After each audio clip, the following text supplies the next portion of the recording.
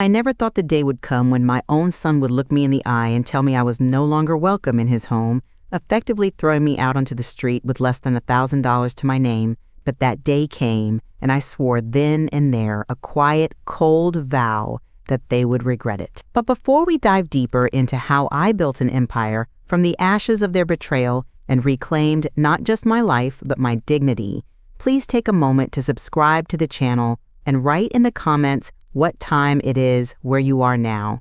It truly helps this channel grow, and I appreciate every single one of you. My name is Margaret Williams, though most folks call me Maggie. For 60 years, I had navigated the choppy waters of life with a steady hand and a hopeful heart. I'd seen poverty, seen struggle, but I'd always believed in the power of hard work and the unbreakable bonds of family. I raised my son, James, mostly alone after his father left us when he was just a toddler. I worked 2, sometimes 3 jobs, cleaning houses, waitressing, anything to put food on the table and make sure James had everything he needed. He was my world, my purpose, and I poured every ounce of my being into giving him a good life. We didn't have much, but we had each other, and I thought that was enough. Life finally seemed to settle into a comfortable rhythm when James grew up, married Jessica, a woman I'd initially welcomed into our family with open arms, and started his own life. My husband, Robert, a kind and steady man who came into my life later, and I had built a modest but beautiful home together, and for years, we enjoyed our quiet golden years. But then, tragedy struck. Robert passed away suddenly in July of 2012. The grief was a physical weight, crushing me, leaving me adrift. I was 60 years old, widowed, and suddenly, the house felt too big, too empty. James and Jessica, bless their hearts, seemed to understand. They offered for me to come live with them, just for a while I got back on my feet. It seemed like a lifeline, a warm embrace of family when I needed it most. I sold my house, put the meager savings from the sale into a joint account with James, believing it was for our future, and packed a few boxes, eager for the comfort of my son's home. I moved in with them in Millbrook in August of 2012, into their lovely 3-bedroom house, which I'd always thought was a bit beyond their means, but James assured me they were fine. I tried my best to be helpful, cooking, cleaning, taking care of my grandchildren, Emma and Tony, who were just 10 and 8 at the time. I thought I was contributing, being part of the family again. I truly believed I was welcome. I remembered Emma, with her bright, curious eyes, always asking me about my garden, and Tony, a mischievous little boy who loved my stories. I cherished those moments. But within weeks, the smiles started to fade, replaced by a chilly distance. Jessica became openly hostile, her words sharp, her glances full of disdain. James, my son, my only child, started to withdraw, avoiding my eyes. I felt like a ghost in my own son's home. Then came the day, October 15th, 2012. It was a Tuesday, I remember that distinctly. The air was crisp. The leaves outside their living room window were turning brilliant shades of red and gold. A beautiful day that now forever stains my memory with bitterness. I was sitting at the kitchen table sipping my tea, planning dinner, when James and Jessica walked in, their faces grim. James couldn't meet my gaze, but Jessica looked at me with a smirk that still haunts my nightmares. "Mom, we need to talk," James said, his voice barely a whisper. I knew instantly something was wrong. My heart began to pound. Jessica cut him off, her voice cold and devoid of any warmth. "Actually, Maggie, there's nothing to talk about. This isn't working. We've decided it's time for you to leave." My teacup clattered against the saucer, spilling hot liquid onto the table. "Leave?" I stammered, my voice cracking. "What do you mean, leave? Where would I go?" Jessica scoffed. "That's not our problem, is it? You've overstayed your welcome, Maggie. We need our space. Honestly, you're just in the way."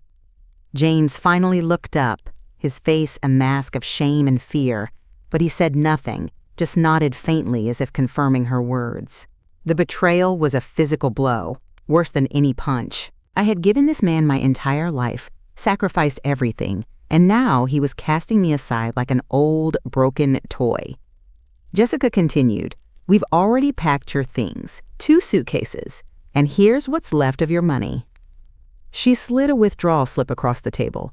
$847. My entire life savings, the money from the sale of my house, was gone. $847 and 2 suitcases. "Now, you need to figure it out," she said with a dismissive wave of her hand.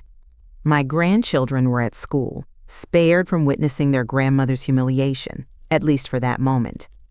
I felt a profound emptiness open up inside me, a void where my heart used to be. The kind, hard-working woman I had always been, the doting mother and grandmother, was shattered into a million pieces on that kitchen floor. I left their house that day, walking away from everything I thought I had.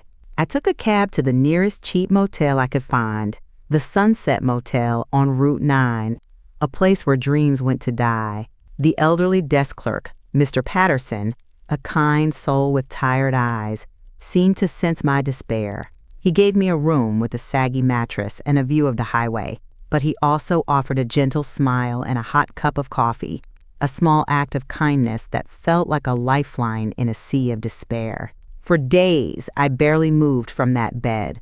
The shock, the humiliation, the utter feeling of worthlessness consumed me. I had nowhere to go, no one to turn to. My son, my own flesh and blood, had abandoned me. The woman who had sacrificed everything for him was now just an inconvenient burden. But something shifted within me after a week of wallowing. The tears dried, replaced by a cold, searing anger. The grief for my lost husband still lingered, but the pain of my son's betrayal transformed into a steel-hard resolve. This wasn't just about survival anymore. It was about justice. It was about proving to myself and to them that I was not disposable. I was Maggie Williams, and I had endured worse. I had raised a child alone, worked myself to the bone, and I would not let them break me. This was my turning point. I would not just survive, I would thrive, and they, James and Jessica, would witness it all. My revenge would not be loud or vengeful in the traditional sense. It would be quiet, methodical, and undeniably complete. I vowed that I would reclaim my life, and in doing so, I would ensure they faced the consequences of their cruelty. They wouldn't just regret it, they would feel it down to their very core. My first step was practical. I couldn't stay at the motel forever. I found a tiny, dusty studio apartment above Jeppy's Pizza, cheap but clean, and it had a small window that let in some sunlight. It was a space I could call my own, a sanctuary where I could begin to rebuild. Then, I needed a job. I walked into every business in Millbrook, swallowing my pride, asking for anything. Finally, Sarah Mitchell, the owner of Mitchell's Garden Center, took a chance on me. She needed a part-time bookkeeper, and my decades of meticulous organization, even if it had mostly been for household budgets, surprisingly qualified me. She hired me at $15 an hour, a lifeline that gave me back a sense of purpose. Working at the garden center was exactly what I needed. The smell of fresh soil, the vibrant colors of blooming flowers, it soothed a part of my soul that had been bruised. My duties were mostly behind the counter, managing invoices and payroll, but I loved to wander through the greenhouses during my breaks. I noticed something unsettling, a whole section of clearance plants, marked down to almost nothing, clearly on their last gasp. Most customers would just pass them by, seeing them as dead or dying, destined for the compost heap. But I saw something different. I'd always had a knack for gardening, a green thumb passed down from my grandmother. I started bringing a few of these discarded plants home to my tiny apartment, nursing them back to health. I'd prune them, repot them, give them the right light and water, talk to them even, silly as it sounds. And to my astonishment, they would spring back to life, sometimes more beautiful than before, with a resilience that mirrored my own. A few weeks later, I brought a particularly stunning rose bush, salvaged from Sarah's clearance rack, back to the garden center, fully revived and blooming spectacularly. Sarah was floored. "Maggie," she exclaimed, "that's impossible. I was about to throw that out." I just smiled. That was the moment the idea took root. If I could do this with a few plants in my tiny apartment, what if I scaled it up? What if I specialized in this, in taking what others deemed worthless and bringing it back to vibrant life? I called it Phoenix Plant Recovery. I started documenting everything. I bought a cheap notebook and began meticulously recording the types of plants, their original condition, the care I gave them, and their recovery time. I created spreadsheets, tracking my small profits from selling the revived plants back to Sarah at a higher price, still well below new retail, but a profit nonetheless. Sarah, initially skeptical, saw the value, and the customers loved finding beautiful plants at a bargain price. My little apartment was soon overflowing with recovering flora. The constant growth and transformation of these plants became a metaphor for my own journey. My next methodical step was to seek professional advice. I heard about the Small Business Development Center in Millbrook, offering free consulting for aspiring entrepreneurs. That's where I met Eleanor Rodriguez. Eleanor was sharp, efficient, and had a no-nonsense approach that I immediately admired. I walked into her office, a 60-year-old woman with a half-baked idea about reviving dead plants. But I had my notebooks, my spreadsheets, and a burning conviction. Eleanor, bless her heart, didn't laugh. She listened. She saw the potential, not just in the plants, but in me. She helped me formalize my business plan, understand market demand, and most crucially, how to secure financing. We worked for months, late nights, weekends, refining every detail. Eleanor showed me how to turn a passion into a scalable business.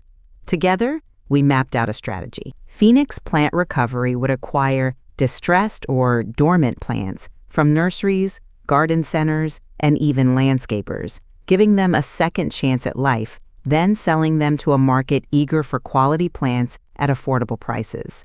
It was sustainable, eco-friendly, and had a clear profit margin. With Eleanor's expert guidance, I applied for an SBA loan, a daunting process for someone who had never even filled out a complex tax form, let alone a multi-page business proposal. But I persevered. I presented my case, my carefully documented successes, my projections. I highlighted the environmental benefits, the niche market, and against all odds, with Eleanor championing my cause, I secured a $150,000 SBA loan. It was an incredible victory. With that money, I rented a 5,000 square foot warehouse on the outskirts of Millbrook. It was raw and industrial, a stark contrast to the cozy garden center, but it was Tiermine Dutch. I invested in shelving, specialized lighting, irrigation systems, and proper potting stations. I hired my first employee, a young man named Tommy Martinez, fresh out of high school, eager to learn and incredibly hardworking. I taught him everything I knew about plants, about resilience, about giving things a second chance.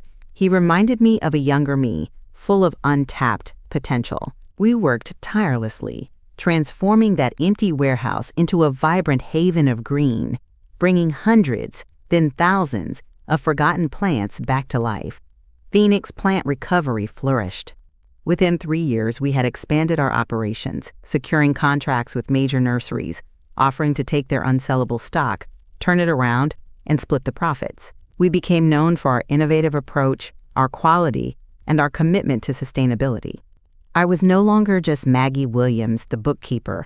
I was Margaret Williams, CEO, and founder of a rapidly growing national enterprise. We eventually outgrew the first warehouse, moving into a larger facility, then another. My net worth crossed the 7-figure mark. The business generated over $2 million in annual revenue, and Sarah Mitchell, who had given me my start, eventually sold her garden center and became a licensed operator of Phoenix Plant Recovery in her region, a true testament to our shared journey. Eleanor became more than a consultant. She became a trusted friend, a confidant who celebrated every success with me. My life had been rebuilt, brick by brick, plant by plant, stronger and more vibrant than ever before. During those 6 years while I was building my empire, I heard snippets of news about James and Jessica through mutual acquaintances. They were still living in their house, still spending lavishly, always chasing the next luxury item. I learned James had bounced between a few jobs, never quite finding his footing, while Jessica continued to dabble in various short-lived ventures, always failing but never seemingly learning. They were blind to the quiet storm brewing, the inevitable reckoning that was heading their way. I knew James had tried to reach out once, about 2 years after I'd left. A 3-page handwritten letter arrived, full of apologies, self-pity, and excuses. He claimed Jessica had threatened to leave him if he ever brought me back. He begged me not to tell her he had contacted me, not to ruin his life. I never responded. His weakness, his cowardice only solidified my resolve. He chose her, and he chose their path. The ultimate act of vindication, however, was still to come. For years, I had heard Jessica talk about Millbrook Heights, the most affluent neighborhood in town, with its sprawling estates and manicured lawns. It was their unattainable dream, the pinnacle of their materialistic aspirations. I remembered a particular mansion, the Harrison Estate, a grand 12,000 square foot property on 8 acres, always featured in local magazines as the epitome of luxury. It had recently come on the market, listed for $4. $2 million. I saw my opportunity. I didn't need a house that big, not really, but it was the perfect stage. I purchased it for $3, $8 million cash, a silent, powerful declaration of my triumph. The sale hit the local paper, a front-page article about local entrepreneur buys iconic Harrison estate. I didn't need to read it. I knew its message would resonate. The very next day, as if on cue, a sleek black SUV pulled up the winding driveway of my new estate. I watched from the panoramic windows of my study, a small, knowing smile playing on my lips. It was James and Jessica, and with them, Emma and Tony, now teenagers, looking awkward and uncomfortable. They looked different. James was thinner, his shoulders slumped. Jessica, usually impeccably dressed, wore an outfit that looked a little too worn, a little too tight. Their faces were etched with desperation. They rang the doorbell, a timid sound in the vast silence of my new home. I took a deep breath, walked to the door, and opened it. "Mom?" James stammered, his eyes wide, taking in the grand foyer, the soaring ceilings, the gleaming marble floors. Jessica stood beside him, her usual smugness replaced by a pale, almost sickly expression. "Maggie," she managed, her voice oddly soft. Emma, now 16, and Tony, 14, stood behind them, their faces a mixture of confusion and awe. They hardly remembered me, I knew, or rather, their memories had been carefully reshaped by their parents over the years. "James, Jessica," I said, my voice calm, steady, devoid of any emotion they might recognize. "To what do I owe the pleasure?" James wrung his hands. "Mom, we need your help. We're in trouble." "Oh?" I raised an eyebrow. "Do come in. This is hardly a conversation for the doorstep." I led them into the spacious living room, filled with elegant, comfortable furniture. They seemed hesitant to sit, their eyes darting around the opulent surroundings. Finally, they perched on the edge of a silk sofa, looking utterly out of place. Emma and Tony sat a little further away, their young faces a study in apprehension. We're losing the house, Mom," James choked out. "I lost my job a few months ago, and Jessica's credit cards are maxed out. We're facing foreclosure. We have nowhere to go." Jessica chimed in, a desperate note in her voice. "We thought with you doing so well buying this mansion, you could help us, just for a little while, until we get back on our feet." Her eyes flickered with a hint of the old entitlement, but it was quickly overshadowed by fear. I leaned forward, my hands clasped in front of me, my gaze unwavering. "James, Jessica, do you remember when you stood in your kitchen 6 years ago and told me you needed your space? Do you remember telling me to figure it out with less than $1,000 to my name? Do you remember packing my entire life into 2 suitcases and casting me aside like refuse?" My voice was quiet, but it resonated with an undeniable power. James started to protest. "Mom, it wasn't like that. Jessica, don't you dare blame Jessica." I cut him off, my voice still even, but with an edge that brooked no argument. "You made that choice, James. You stood there, silent, while your wife humiliated me. But let's clarify a few things for Emma and Tony, shall we? You told them I chose to move away because I wanted to travel, didn't you? That I was just too independent to stay? I turned my gaze to my grandchildren. Emma's eyes widened, a flicker of understanding, then hurt, crossing her face. Tony looked confused, then angry. Your mother didn't leave because she wanted to travel, children. Your father and Jessica evicted her. They threw her out of their home after my husband died, leaving her with $847 and nowhere to go. She lived in a motel and then a tiny apartment, all while building this. I gestured around the grand room. From nothing. From discarded plants, ironically. Jessica gasped. Maggie, you can't. Oh, but I can, Jessica, I stated, my eyes locking onto hers. Just as you could 6 years ago. And since we're being truthful, James, remember that letter you sent me?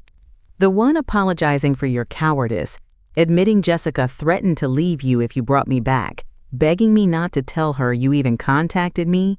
I watched the color drain from James's face. He knew I had kept it. Emma and Tony looked from their father to their mother, their faces a mask of dawning realization and betrayal. And James, you said you lost your job a few months ago, correct? I continued, not waiting for an answer. Actually, my sources tell me it was 6 months ago, and not due to downsizing, but because you were fired for falsifying expense reports. And Jessica, your 3 maxed out credit cards aren't from unforeseen expenses, are they? They're from luxury shopping sprees, which you posted all over social media, even while you knew your husband was unemployed. You haven't changed, either of you. You continue to live beyond your means, to lie, and to manipulate. They were stunned into silence, their faces a mixture of shock, anger, and utter defeat. James tried to speak, but no words came out. Jessica looked like she might explode. So, to answer your question, I concluded, no, I will not give you money. I will not give you a place to live. You showed me exactly what you value, and it was not family. You taught me a very harsh lesson, one that cost me dearly, but ultimately taught me how to stand on my own 2 feet and build something truly remarkable. My voice softened slightly, turning to Emma and Tony. Emma, Tony, you are always welcome here. You are my grandchildren, and my door is always open to you, whenever you wish to visit, regardless of your parents' choices. I love you both very much, and I want to get to know you truly. I gave them a warm, genuine smile. James and Jessica stared at me, then at their children, then at each other, the weight of their own choices pressing down on them. The silence in the opulent living room was deafening, broken only by the quiet ticking of a grandfather clock in the hall. They had come seeking rescue, but instead they found a reflection of their own cruel past, and a matriarch who had finally learned to value herself more than their fleeting affection. They left soon after, their proud shoulders now completely slumped. I watched them drive away, no triumph in my heart, just a profound sense of peace. Justice wasn't about gloating. It was about balance, about restoring my own self-respect, about proving that being discarded doesn't mean being worthless. James and Jessica lost their house, their jobs, their social standing, and likely a significant part of their relationship as they faced the consequences of their actions and the truth being laid bare to their children. I never heard from them again in the capacity of seeking aid, and my conditions remained. They had to tell the full truth to Emma and Tony and become financially self-sufficient without my help. My relationship with my grandchildren, however, began to blossom. Emma and Tony started visiting regularly, eager to learn about their grandmother, about Phoenix plant recovery, about the real story of how I built my life back from nothing. They found a safe harbor, a place of truth and unconditional love, something their parents had never truly provided. I moved fully into the Harrison estate, transforming it into a beautiful, serene home, a sanctuary where I hosted my book club, where Eleanor was a frequent guest, and where my grandchildren's laughter echoed through the halls. I had reclaimed my life, found new purpose, and built an empire from the very ashes they had tried to bury me in. My story is one of betrayal, yes, but more importantly, it's one of unwavering resilience, of finding light in the darkest corners, and of proving that sometimes The greatest revenge is simply living well and building a life more beautiful than anyone thought possible. If you like this story, please like this video, subscribe to the channel, and share your impressions in the comments. To listen to the next story, click on the box on the left. Thank you for watching.